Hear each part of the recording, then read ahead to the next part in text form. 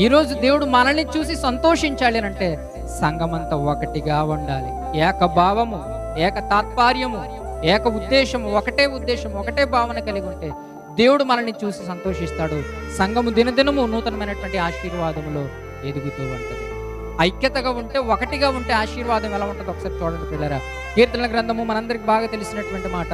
133వ అధ్యాయం 1వ వచనాన్ని చూడగలిగితే, సహోదరులు ఐక్యత కలిగి నివసించుట ఎంత మేలు, ఎంత మనోహరము. సహోదరులు ఒక సంఘము, ఆత్మీయులుగా పిలువబడుతున్నటువంటి వారు, క్రీస్తు రక్తము చేత కడగబడి బాప్తిస్మం ద్వారా క్రీస్తులో ఏర్పాటు చేయబడినటువంటి వారంతా ఐక్యత కలిగి ఉంటే, ఒకటిగా ఉంటే ఎంత మేలు, ఎంత మనోహరము.